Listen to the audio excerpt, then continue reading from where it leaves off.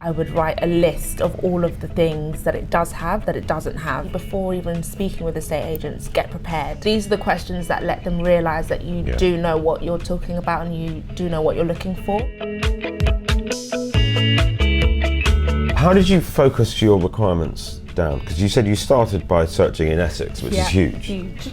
So I had a notebook, and all of my followers laugh when I mentioned the notebook because they know what went down in the notebook. I had, for every property that I would be interested in or I'd see online, I would write a list of all of the things that it does have, that it doesn't have. And what I started realising is, for my budget, for someone that needs to be able to commute very quickly at a decent money each month, because it is very expensive, I just started shifting to different places, and I was looking at what was around in the areas. I was very focused on future developments as well. Okay. That was just something that I really, because as I said, I did want a project, so I knew that it wasn't going to be in the perfect place.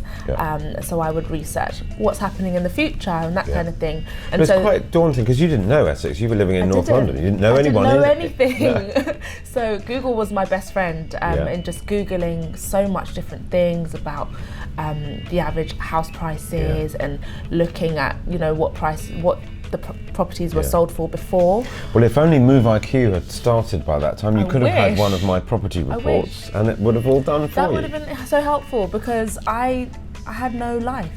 So maybe if, Move IQ was around, that would be where I would go to and everything would be sorted out for me. Because it took a lot of time to get to that point of deciding the area. And even when I found my property, I wasn't actually dead set on that area. It was just that it was the right property. So I just went with that rather than the location, which I know a lot of people would do the other way around. There's no right or wrong, and I meet people all the time. For some people it's the property that's more important. Some people it's the area. You've got to fit the both.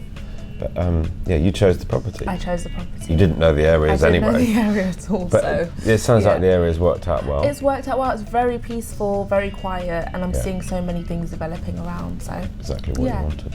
How did you find dealing with the estate agents? Because you are quite young, first time buyer. They wouldn't have been dealing with too many 22-year-olds. I think they see that we're young and they think we don't know what we're looking for. We don't know how everything works, and to an extent that's true. So I think definitely before even speaking with estate agents, get prepared for research yourself so you do know what you're looking for and they can't sway you towards things that are out of your budget or in areas that you're not looking for. You have to be quite stern to get your point across, and that's what I found after a while, not at the beginning. I would be sent properties.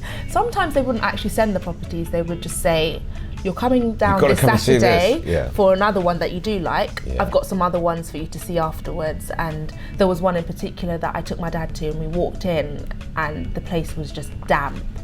It didn't have central heating, so it had plug-in heaters. And that was on my list. So you have to definitely know what you're looking for, because they can try to sell you anything if you don't know what you want. So I often say you can't be upset with someone for doing their job. For doing their job, that's their job, to sell a property.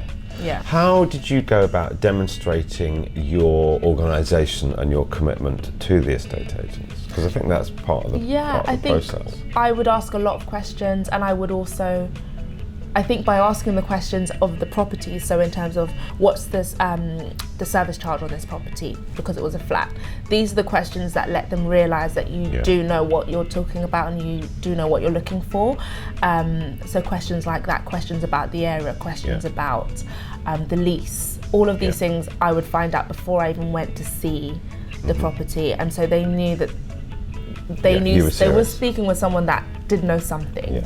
Did you let them know how your finances were arranged? No, I didn't. But I did have my mortgage in principle set up, so they knew that was ready and everything was sorted out. Solicitor on standby? Solicitor on standby. Which they knew? Yes, they knew. So I think that's what helped.